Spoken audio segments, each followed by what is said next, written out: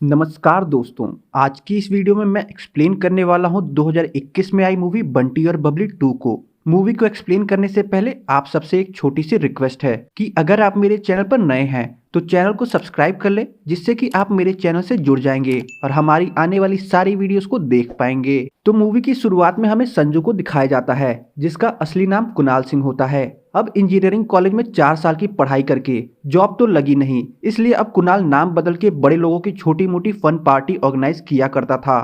पर तभी हम कुणाल की मुंह से यह सुनते हैं कि आज के बाद से उसे यह सब काम करने की जरूरत नहीं होगी। दरअसल कुणाल अपनी गर्लफ्रेंड सोनिया के साथ मिलकर के इन सभी रईस जादव को ठगने वाला होता है। रात में कुणाल और उसकी गर्लफ्रेंड मिलकर अपने क्लाइंट्स के सामने वर्जिन आइलैंड घूमने का प्रेजेंटेशन रखते हैं। प्रेजेंटेशन के दौरान वह उन्हें यह बताते हैं कि उन्हें वर्जिन आइलैंड पे सब कुछ मिलेगा जिसकी उन्हें चाहत है। ये सुनकर वहां मौजूद सभी लोग वर्जिन आइलैंड घूमने के लिए रेडी हो जाते हैं, जिसके बाद से अगले दिन वह सब संजू के टनाटन ट्रेवल्स में अपने 5-5 लाख रुपए लेकर आ जाते हैं, ताकि संजू उनकी पहले से ही वहां के वीआईपी होटल्स में टिकट बुक करवा सके।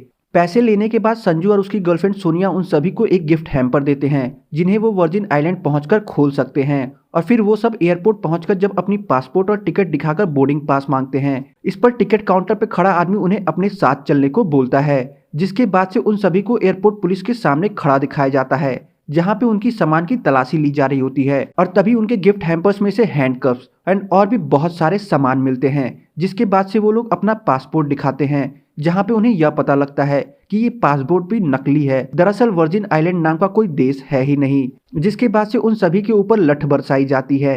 वापस दिल्ली आकर वो सब संजू को मारने उसकी दुकान पे जाते हैं, पर जब वो वहां पहुंचते हैं तब तक पूरा दुकान खाली हो चुका होता है और वहां सिर्फ बंटी और बबली का लोगो छोड़ा होता है। अगले सीन में हमें फुर्सतगंज यूपी का सीन दिखाया जाता है, जहां पे पप्पू अपनी गर्लफ्रेंड रिंकू का डांस वीडियो बना रहा होता है। मतलब दूध के दांत गए नहीं और लौंडे को जवानी छा रही होती है।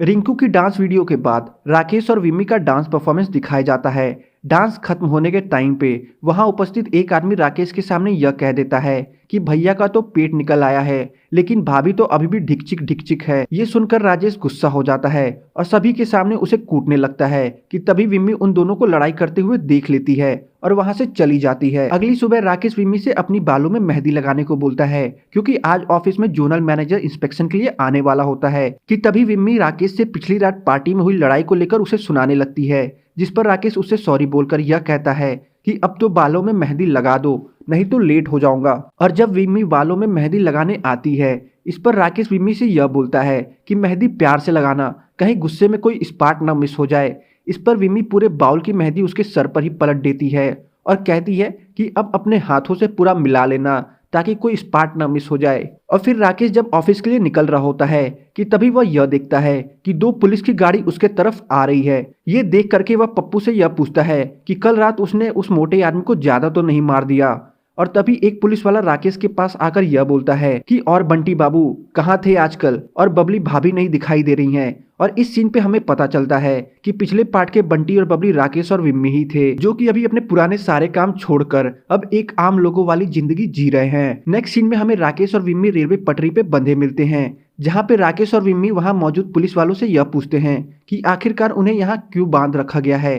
जिस पर वहां मौजूद पुलिस वाले उनसे यह बोलते हैं कि ये तो लखनऊ से आ रहे पुलिस ऑफिसर ही बताएंगे। और फिर वहां जटायु सिंह आ जाते हैं, जो उन्हें यहाँ बांधे जाने का कारण बताते हैं कि आज सुबह ही गुरुग्राम से नेशन वाइड अलर्ट आया है कि बंटी और बबली फिर से सक्रिय हो गए हैं। और फिर जटायु सिंह उन्हें वर्जिन आइलैंड का नाम लेकर किया गया कांड भी बताते हैं कि कैसे तुम दोनों ने मिलकर कुछ आदमियों को ऐसा देश बेच दिया जो कि है ही नहीं। इस पर राकेश और विम्मी जटायु सिंह से यह बोलते हैं कि उन्होंने ये सब काम नहीं किया है, क्योंकि कल रात तो वो रेलवे कॉलोनी में हुई पार्टी में शामिल थे।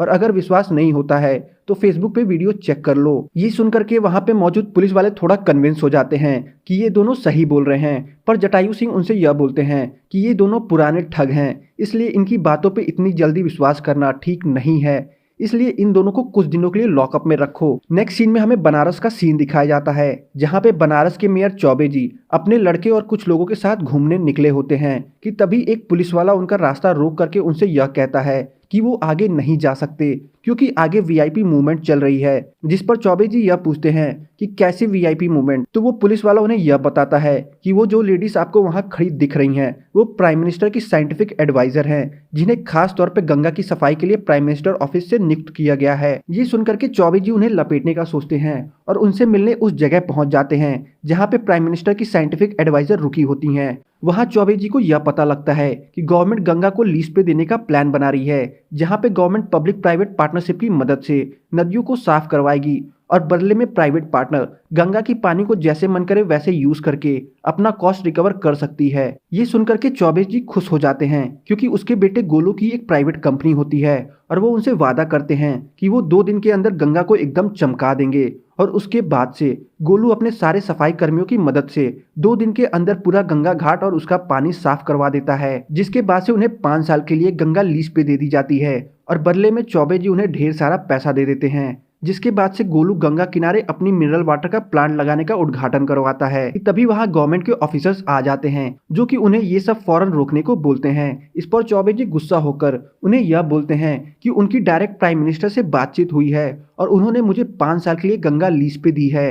कि तभी उनके पास मालिनी जी और शेखर जी द्वारा भिजवाई गई फूलों का गुलदस्ता आता है जिसपे बंटी और बबली का लोगो होता है। ये देख करके वहां पे उपस्थित सभी लोग चौबे जी को देखकर हंसने लगते हैं कि इनका भी बंटी और बबली हो गया। इधर चौबे जी को लूटने के बाद कुणाल और सोनिया उस पुलिस वाले को उसका कट दे करके वहां से निकल जाते हैं।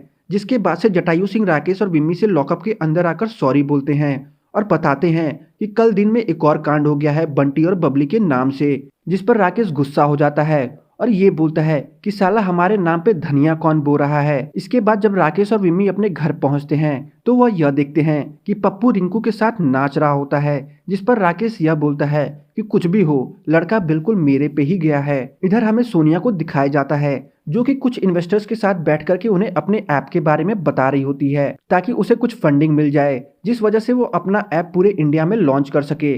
बट वहां मौजूद इन्वेस्टर्स उस ऐप में कुछ खास रुचि नहीं दिखाते हैं और उससे वी विल सी सून बोलकर चले जाते हैं। जिसके बाद से सोनिया का मूड चिल करने के लिए कुणाल उसे वहां से अपने साथ लेते जाता है कि तभी उन्हें वहां कुछ कॉर्पोरेट ऑफिसर्स के एम्प्लॉयज दिख जाते हैं, जिन्हें देखकर सोनिया वहीं रुक जाती है और इमोशनल हो जाती है। कि तभी वहां एनजीओ वाले आकर के उनसे कुछ डोनेशंस मांगते हैं जिससे कि वह बच्चों की भुखमरी को दूर कर सकें। और ये देखते ही उनके दिमाग में अगले स्कैम का आइडिया आ जाता है। और इधर रात में जटायु सिंह राकेश के घर आकर उनसे यह बोलते हैं कि ऊपर से बहुत प्रेशर आ रहा है बंटी और बबली को पकड़ने का, सो तुम दोनों मेरी मदद करो उन दोनों को पकड़ने में, नहीं तो तुम दोनों को पकड़कर जेल में डाल दूंगा। अगर जेल नहीं जाना चाहते तो कल सुबह स्टेशन आ जाना।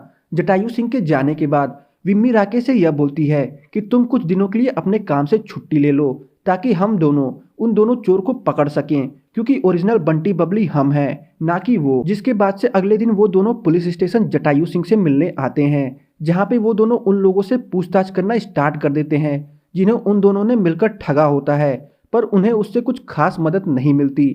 कि तभी उन्हें खबर मिलती है कि सरकारी गोदाम से हजारों टन का अनाज गायब हो गया है। जिस पर राकेश उन्हें यह बताता है कि वो जरूर ये अनाज ऐसी जगह बेचेंगे जो कि ब्लैक में अनाज खरीदता होगा और वो भी ज्यादा मात्रा में। जिस पर उन्हें ठहरे सिंह के बारे में पता चलता है जो कि इस धंधे में बहुत पुराने हैं। और जब वो वहां पहुंचकर ये बताते हैं कि हम बंटी बबली बोल रहे हैं और हमें ढेर सारा ब्लैक में अनाज बेचना है। इस पर ठहरे सिंह यह बोलते हैं कि तुम दोनों ने तो फोन करके ये बोला था कि तुम फोन पे मुझे जगह बताओगे कि मुझे कहाँ आना है। और तभी ठहरे सिंह को ज्ञात होता है कि ये वो बंटी बबली नहीं है जिनसे उसकी फोन पे बात हुई थी। इस वजह से वो वहां से भागने की कोशिश करता है कि इतने पे ही वहां पुलिस आ जाती है। जिसके बाद से राकेश उसे यह बोलता है कि अब से तुम वही करोगे जो हम बोलेंगे। कि इतने पे ही ठहरे सिंह को कुणाल का कॉल आ जाता है जो कि उसे चमनगंज चौक के होली मेले में आने को बोलता है। नेक्स्ट सीन में हमें यह दिखाया जाता है कि जटायु सिंह अपनी पूरी टीम के साथ होली मेला में मौजूद होता है। वहीं रोड की दूसरी तरफ राकेश और विम्मी भी खड़े होते हैं। कि तभी वहां 2 लड़के हेलमेट पहने ठहरे सिंह के पास आते हैं। कि इतने में ही उन्हें जटायु सिंह के टीम मेंबर्स पकड़ लेते हैं। और तभी साइड में खड़े राकेश को भीड़ में कुणाल और सोनिया दिख जाते हैं। जो कि पुलिस को वहां देख करके भागने लगते हैं, जिस पर राकेश भी उनके पीछे पीछे भागने लगता है। ये देखकर विम्मी राकेश के पीछे भागने लगती है, जिस पर राकेश विम्मी को सोनिया की तरफ भागने को बोलता है और अपने खुद कुणाल के पीछे भागने लगता है। और अंत में राकेश और विम्मी कुणाल और सोनिया को पकड़ने में सफल हो जाते हैं। नेक्स्ट सीन में हमें जेल की काल कोठरी दिखाई जाती है, जहाँ पे उन दोनों हेलमेटधारियों से यह पूछा जाता है कि क्या ये वो दोनों वही हैं जिन्होंने उन्हें पैसे दिए थे।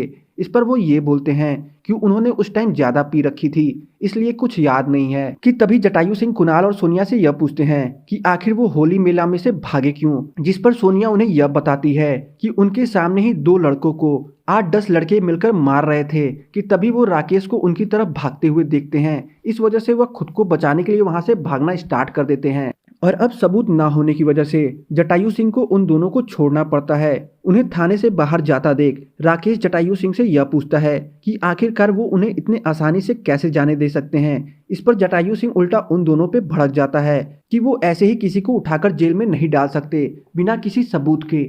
नेक्स्ट सीन में हमें कुणाल और सोनिया को दिखाया जाता है, जो कि लूटे हुए अनाज को एक गोदाम में रखवा रहे होते हैं गरीब बच्चों के खाने के वास्ते। और फिर सोनिया कुणाल को यह बोलती है कि आज हम बाल बाल बचे हैं, सो क्यों ना हम 2-3 महीने के लिए लो प्रोफाइल हो जाएं। जिस पर कुणाल सोनिया को यह बोलता है कि अगर वो अब लो प्रोफाइल हो गए तो सभी को मालूम चल जाएगा कि हम दोनों ही बंटी बबली का नाम इस्तेमाल करके सारा कांड कर रहे हैं। और तभी उन्हें प्यारी दीदी के बर्थडे के लिए कलेक्ट किए गए चंदे के बारे में पता चलता है, जिस पर वो अगले दिन आवाज बदल करके income tax officer Nand Kishore को कॉल लगाते हैं और प्यारी दी के बर्थडे सेलिब्रेट करने के लिए कलेक्ट किए गए चंदे के बारे में बताते हैं। जिसके बाद से नंद किशोर और उसकी पूरी टीम प्यारी दीदी के वहां रेड मारने का प्लान बनाती है, जहां उसके इस प्लान की भनक राकेश को लग जाती है और वो ये बात आकर जटायु सिंह को बता देता है। जिस पर जटायु सिंह और उसकी पूरी टीम प्यारी दी के वहां जाने के लिए रेडी हो जाती है, पर जटायु सिंह उन्हें अपने साथ प्यारी दी के वहां नहीं ले जाते हैं, जिस पर विम्मी काफी ज्यादा उदास हो जाती है। और वहीं नंद किशोर अपनी पूरी टीम के साथ प्यारी दी के वहां पहुंचा होता है, जहां उसे ब्लैक में टोटल 200 करोड़ रुपए मिलते हैं। और जब वो उन पैसों को लेकर निकलने ही वाला होता है कि तभी वहां जटायु सिंह आ जाता है और उन्हें उन पैसों को ले जाने से रोक देता है कि कौन जाने इन्हीं ऑफिसर्स में से कोई बंटी बबली हो। इस पर वो अपनी टीम से उनकी अच्छे से तलाशी लेने को बोलता है। और जब ये सारी बात गांव में मौजूद प्यारी दी के समर्थक को पता लगती है तो वो भड़क जाते हैं और भारी मात्रा में प्यारी दीदी के घर की तरफ आने लगते हैं। और इतने में ही नंद किशोर बैकअप में रखी गई क्विक रेस्पॉन्स टीम को फोन लगाकर उन्हें वहां बुला लेता है, जिसके बाद उनकी मदद से वो सारा पैसा एक वैन के अंदर रखवा दिया जाता है और नंद किशोर अपनी पूरी टीम के साथ वहां से निकल जाता है। थोड़े टाइम बाद उनके पीछे चल रही वैन उन्हें दिखाई नहीं देती है और जब तक वह कुछ समझ पाते तब तक कुणाल पैसों से भरा वैन लेकर फरार होने में सफल हो जाता है। दरअसल कुणाल क्विक रिस्पांस टीम की जगह अपने साथियों के साथ क्विक रिस्पांस टीम बनकर प्यारी दीदी के वहां आया होता है। इतना बड़ा स्कैम हो जाने के बाद जटायु सिंह विम्मी और राकेश को यह बोलते हैं कि ये दोनों तुम दोनों से कहीं बढ़कर हैं, सो क्यों ना तुम दोनों अपने घर जाकर अपने बेटे पप्पू की देखभाल करो। ये सुनकर के राकेश और विम्मी को बहुत ज्यादा धक्का लगता है, जिसके बाद से राकेश और विम्मी घर आकर निश्चय करते हैं कि चाहे कुछ भी हो जाए पर इस 2 टके डुप्लीकेट बंटी और बबली को स्वाद चखाना ही पड़ेगा। सो क्यों ना हम कुछ ऐसा करें कि वो खुद अपना सारा पैसा लेकर हमें दे दें। और इधर इतना सारा पैसा देख करके कुणाल और सोनिया को समझ नहीं आ रहा होता कि वो इन पैसों का क्या करेंगे। इस पर कुणाल यह बोलता है कि अभी वेकेशन पे चलते हैं, वहां से आकर सोचेंगे कि इन पैसों का हमें करना क्या है। जहां एक तरफ वो दोनों वेकेशन एंजॉय कर रहे होते हैं, वहीं दूसरी तरफ राकेश और विम्मी अपने पुराने साथियों के पास जाकर उनसे मदद मांगते हैं। और तभी एक दिन कुणाल अपने वेकेशन के दौरान गाड़ी चला रहा होता है कि इतने पे ही महमूद उनके गाड़ी के आगे आ जाता है, जिस पर वो उनसे लिफ्ट मांगता है। और तभी गाड़ी में चढ़ते वक्त उसके हाथ से सूटकेस छूट जाता है, जिसमें खूब सारा कैश रखा होता है। ये देख करके कुणाल को उस पर थोड़ा शक होता है, बट वो उसे कुछ नहीं कहता। और उसके बाद वो महमूद को उसके बताए जगह पे छोड़ देता है, पर जो कि जगह थोड़ी वीरान सी होती है। इस वजह से महमूद उन्हें थोड़ा झोली आदमी लगता है, जिस वजह से वो उसके पीछे पीछे आते हैं। और तभी वो महमूद को पापा जी से मिलते देखते हैं, जहाँ पे महमूद उन्हें पैसे से भरा सूटकेस दे करके उनसे 10 रुपए की नोट ले लेता है और उस नोट की अपने फोन से फोटो भी निकाल लेता है। और जब महमूद अपना काम करके वापस आता है तो देखता है कि अभी भी कुणाल और सोनिया वहीं खड़े हैं, जिस पर वो उन्हें खाने को पूछता है, जहाँ पे महमूद उन्हें यह बताता है कि वो यहाँ अपना सारा ब्लैक मनी व्हाइट मनी में कन्वर्ट करने आया है। ये सुनकर के कुणाल और सोनिया को एक बढ़िया अपॉर्चुनिटी दिखती है अपना सारा पैसा व्हाइट करने का, जिसके बाद से वो उससे इस सारी चीज का प्रोसेस पूछते हैं, जहाँ वो उन्हें यह बताता है कि इन सारे पैसे को व्हाइट करने का जिम्मा भुल्लर का होता है, जो कि एक बहुत डेंजरस आदमी है। और अब वो दोनों भुल्लर तक पहुंचने के लिए पापा जी के पास आते हैं, जहां पापा जी उन्हें यह बोलते हैं कि वो उनकी मदद करेंगे, पर इस काम को करने के लिए 20 लाख रुपए लगेंगे, जिस पर वो रेडी हो जाते हैं। और फिर हमें भुल्लर को दिखाया जाता है, जो कि कोई और नहीं बल्कि राकेश खुद होता है। और वो इस टाइम अबू धाबी कुणाल के दिए 20 लाख रुपए से घूम रहा होता है। और भुल्लर से मिलने के लिए सोनिया और कुणाल भी वहीं पहुंच जाते हैं, जहां अब भुल्लर से मिलने के लिए कुणाल और सोनिया बहुत कोशिश करते हैं। जहां वो कभी उसका सारा कैवियर खरीद लेते, तो कभी ऑक्शन में भुल्लर का घोड़ा,